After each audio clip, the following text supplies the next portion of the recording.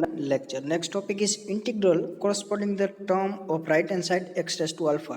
એટલે capital x બરાબર જો x raised to alpha વાળી ટર્મ હોય તો એના માટે કઈ રીતે આપણે pi ફાઇન્ડ કરવું એ જ હોય.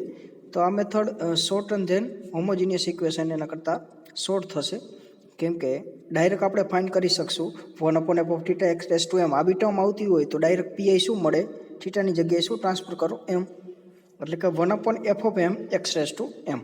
એ પ્રૂફ કઈ રીતે થાય એ જોઈ તો પહેલાં આપણે ડેરિવેટિવ ફાઇન્ડ કરી લઈ, એટલે કે x d by dx x raise to m એનું ડેરિવેટિવ શું થાય, એક્સ રેસ ટુ એમનું x d by dx x raise to એમનું ડેરિવેટિવ થાય m x raise to m -1. આગળ એક્સ હતા, અહીંયા પાવર 1, અહીંયા -1 કેન્સલ, તો x raise to m x raise to m. એ રીતે બે વાર ડેરિવેટિવ કરો તો શું આવશે, m square x raise to m. કેમ કે અહીંયા જેટલી નેગેટિવ પાવર આવે એટલી અહીંયા પ્લસ થઈ જશે, અહીંયા એક્સનો સ્ક્વેર છે, અહીંયા -2 આવશે પાવર. કેમ કે બે વાર ડેરિવેટિવ છે એટલે બે વાર પાવર નીચે ઉતરે એટલે -2 પાવર આવશે, -2 પાવર આવશે એટલે આ એક્સ સાથે પોઝિટિવ થશે એટલે એમ square x raise to m. એ રીતે આર્થ ટાઈમ ડેરિવેટિવ કરો એટલે કે એક્સ રેસ ટુ આર અને rth time derivative of x raise to m એટલે આવશે m raise to r x raise to m. Now f of theta is rational integral function. Rational integral function એટલે ratio of two polynomial p of theta અને divided by q of theta. એટલે કે આનો ratio આ પ્રકારે લખી શકતા હોય f of theta ને, તો એને કહેવાય rational integral function of theta, and therefore f of theta x raised to m બરાબર આ થાય f of m x raised to m. કેમ કે રેશિયો છે બે પોલિનોમિયલનો એટલા માટે. Now applying both of side f of theta એટલે 1/f ઓફ થીટા બંને બાજુ એપ્લાય કરી તો આ શું થાય 1 અને આ તો એમને જ રહેશે. પછી એક્સ રેસ ટુ એમ બરાબર શું મળશે, 1/f of theta f of m x raise to m. હવે અહીંયા મલ્ટિપ્લિકેશનમાં સામે જાય તો ડિવિડન્ટમાં આવી જશે ડિવાઇડમાં, તો 1/f of m x raised to m is equal to 1/f of theta x raised to m તો હતું જ. તો 1/f of theta x raised to m બરાબર શું મળ્યું, 1/f of m x raised to m એવું મળ્યું જે આપણે પ્રૂફ કરવાનું હતું. એટલે અહીંયા પ્રૂફ પતી ગઈ. હવે આ નવું f of theta જો 0 હોય અને m જો રૂટ હોય તો f of m is equal to 0 થાય. f of theta એટલે કે છેદ 0 થતો હોય અને m જો રૂટ હોય કેનું, એફ ઓફ થીટાનું, તો F of M is equal to 0 થાય. એટલે બંને બાજુ છેદ 0 થઈ જાય તો આ મેથડ કામ કરે નહીં, મેથડ ઇઝ ફેલ્ડ. કેમ કે છેદ 0 થાય તો બંને બાજુ ઇન્ફાઇનાઇટ થાય, એટલા માટે ઇનડિટર્મિનેટ ફોર્મ મળે, એટલા માટે મેથડ કામ કરે નહીં. તો એના માટે શું, in this case f of theta can be factored into theta minus m, એટલે કે થીટા માઇનસ એમમાં એના કંઈ ફેક્ટર પાડવાના અને બાકીનું જે ટર્મ વધે એને કંઈ ફાઈ ઓફ થીટા નવું ફંક્શન નામ આપ્યું ફાઈ.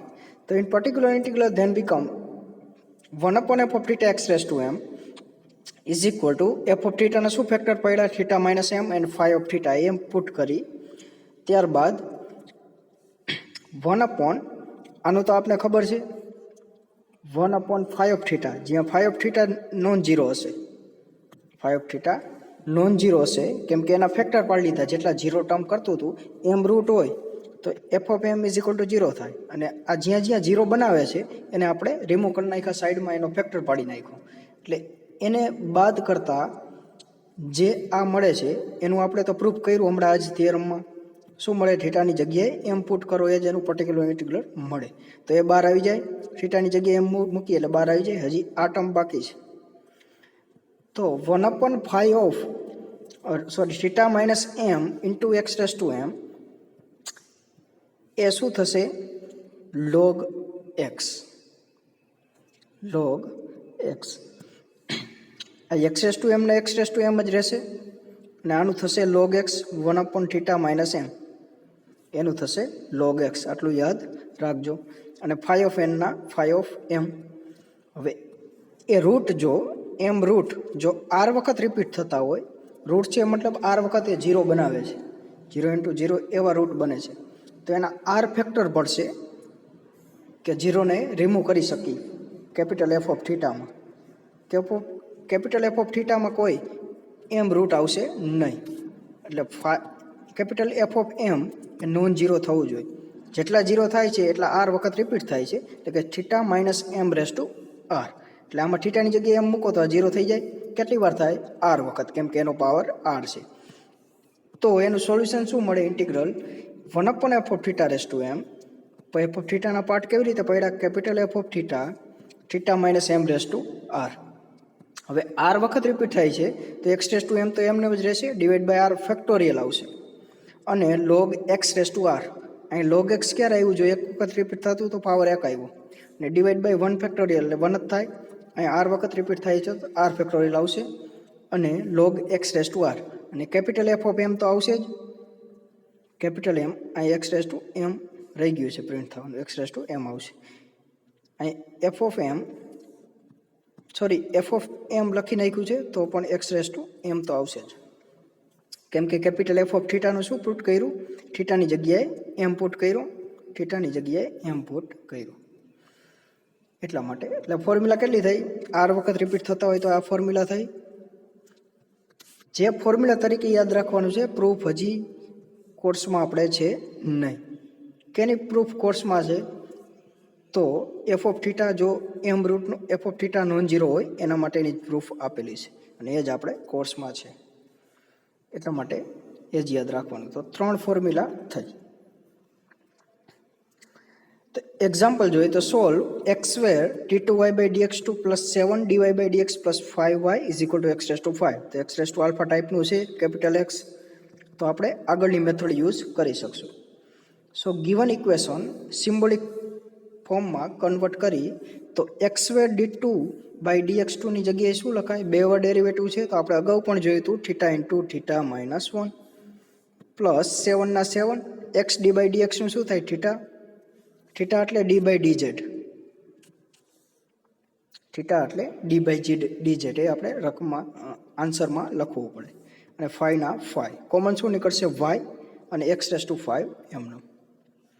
હવે આનું સિમ્પ્લિફિકેશન આપીએ એટલે કે અહીં theta square minus theta plus 7 theta plus 5, એટલે theta square minus theta plus 7 theta એટલે 6 theta plus 5 of y is equal to X raise to 5. હવે એફ ઓફ થીટા તરીકે શું મળ્યું? Theta square plus 6 theta plus 5. એના factor કઈ રીતે પડશે? 6 ને આમ લખાય 5 થીટા, અથવા થીટા પ્લસ 5 થીટા, 6 થીટાને આ રીતે લખાય થીટા પ્લસ 5 થીટા. આમાંથી કોમન નીકળશે થીટા એટલે થીટા પ્લસ 1, આમાંથી નીકળશે 5 એટલે કે થીટા પ્લસ 1. તો ફેક્ટર શું પડ્યા? Theta plus 5 and theta plus 1. Theta plus 5 and theta plus 1. હવે F of theta is equal to 0, તો એના રૂટ કેવા મળશે? m1 ઇઝ ઇક્વલ ટુ -1 ને m2 ઇઝ ઇક્વલ ટુ -5. તો cf શું મળશે? આપણે અગાઉ પણ જોયું હતું, c1 x raise two m1 plus c2 x raise two m2. m1 અને m2 ની વેલ્યુ મૂકો એ મળશે cf. હવે પર્ટિક્યુલર ઇન્ટિગ્રલ ફાઇન્ડ કરવામાં 1/f of theta of x raise to 5. F of theta શું છે? Theta square plus 6 theta plus 5. હવે આલ્ફાની value શું છે? 5 એક્સ રેસ ટુ m, અથવા એમની વેલ્યુ m બરાબર 5 છે તો થીટાની જગ્યાએ શું પુટ કરવાનું? 5. થીટાની જગ્યાએ 5 પુટ કરી તો એ નોન ઝીરો જ રહેવાનો છે, એટલે આપણે યુઝ કરી શકીએ. તો 5 નો સ્ક્વેર પ્લસ 6 ઇન્ટુ 5, 6.5 નથી, 6 ઇન્ટુ 5 છે, પ્લસ 5 ના 5. તો આનું સિમ્પ્લિફિકેશન કરીએ એટલે 25, 6 ઇન્ટુ 5 એટલે 30 પ્લસ 5 એટલે કેટલા આવશે?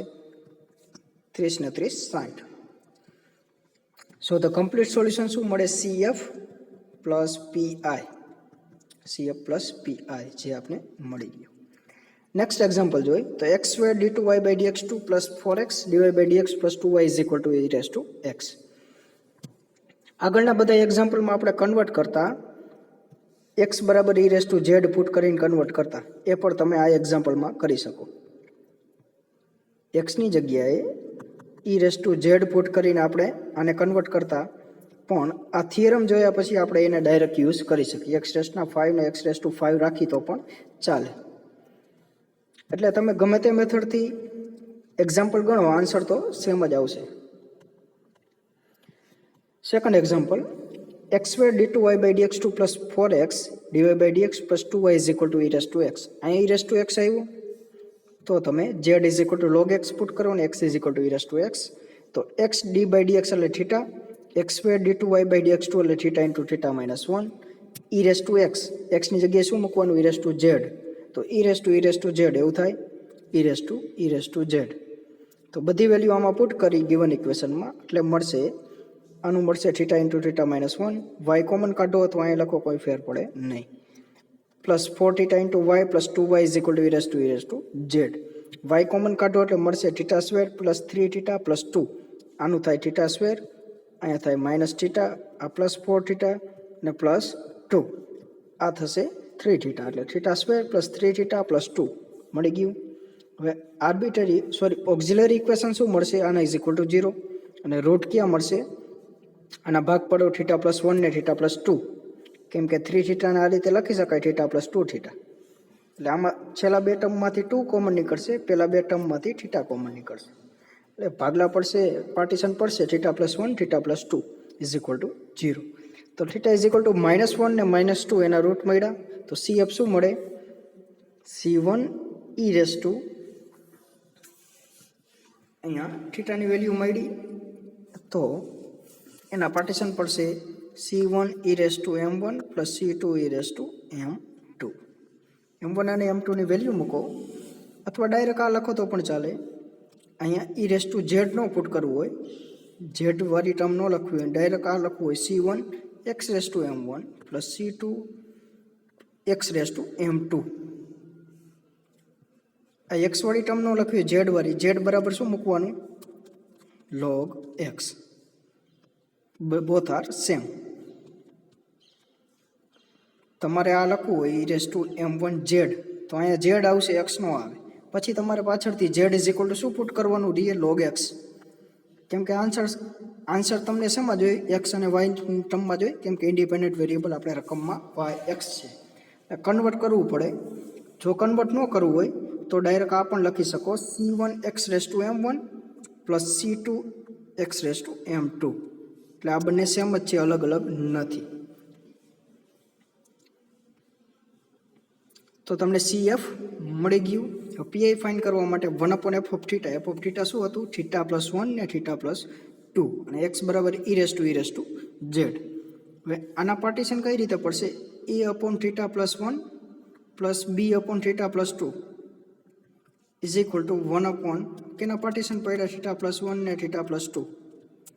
હવે આલી બાજુ એલસીએમ લ્યો એટલે છેદ ઉડી જાય, એલસીએમ શું આવે, theta plus 1 into theta plus 2, એટલે આ કેન્સલ થશે, તો અહીંયા મલ્ટીપ્લાય થાય ને અહીંયા મલ્ટીપ્લાય થાય, એટલે 1 ઇઝ ઇક્વલ ટુ શું મળે, a into theta plus 2 plus b into theta plus 1, આ મળ્યું. હવે એ અંદર મલ્ટીપ્લાય કરી અને કમ્પેર કરી, તો a થીટા, અહીંયા આવશે b થીટા, એટલે થીટા કોમન નીકળે, એટલે a પ્લસ થીટા, ને કોન્સ્ટન્ટ કેટલા મળશે, a પ્લસ b, સોરી, કેમ કે આમાંથી થીટા કોમન નીકળે, આમાંથી થીટા કોમન નીકળે, એટલે અહીંયા 2b આવશે ને અહીંયા પ્લસ, સોરી 2a આવશે અને અહીંયા પ્લસ b આવશે. શું આવ્યું ઉપર લખું, 1 ઇઝ ઇક્વલ ટુ મળ્યું theta into a plus b plus 2a plus b, આવું મળ્યું. 1 ઇઝ ઇક્વલ ટુ, અહીંયા કોન્સ્ટન્ટ છે અને અહીં થીટા ઇન્ટુ 0 લખાય, તો એક ઇક્વેશન શું મળ્યું, અહીં થીટાનો કોએફિશિયન્ટ 0, અહીં થીટાનો કોએફિશિયન્ટ a પ્લસ b, તો a plus b is equal to 0, અને બીજું ઇક્વેશન શું મળે, constant is equal two 2a plus b is equal to 0. So a is equal two minus b એવું કહેવાય, આના પરથી a is equal two minus b અહીંયા પુટ કરો, સો 2a is equal two, sorry 2a plus b is equal two 1 આવશે, અને a is equal two minus b અહીંયા થાય, તો a is equal two minus b put કરો, એટલે minus b minus 2b, આના પરથી minus 2b plus b is equal two 1. સો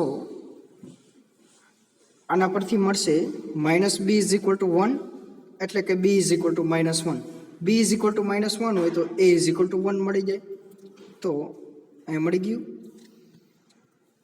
શું મળ્યું, a ઇઝ ઇક્વલ ટુ 1 અને b is equal two minus 1, એટલે કે અહીંયા માઇનસ 1 ને અહીંયા 1, એટલે મળી ગયું. અહીંયા બંનેમાં મલ્ટીપ્લાય કરી e રેસ ટુ z, એટલે આ ટર્મ મળે, એના પરથી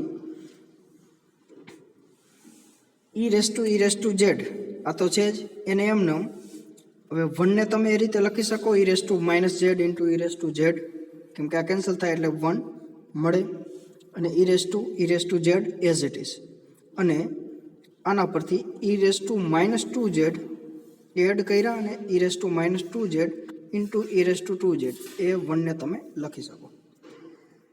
સો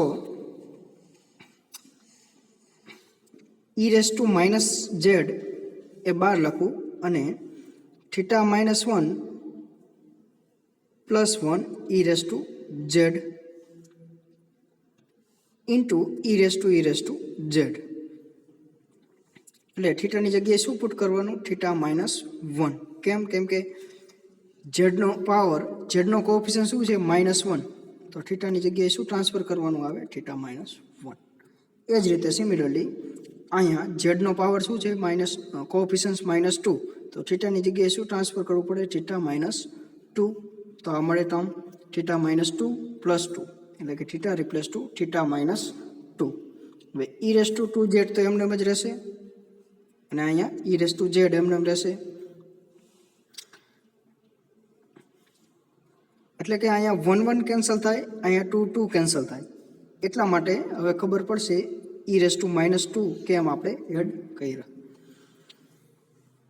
એટલે કે અહીંયા 1 અપોન થીટા વધ્યું ઈ રેસ ટુ ઝેડ, બાકી બધું એમને. અહીંયા 1 અપોન થીટા વધ્યું, બાકી બધું એઝ ઇટ ઇઝ.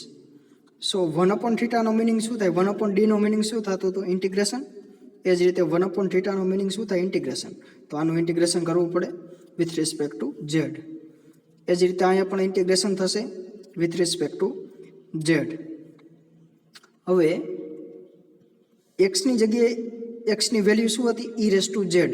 તો ડીએક્સની વેલ્યુ શું થાય? E raise to z into d Z.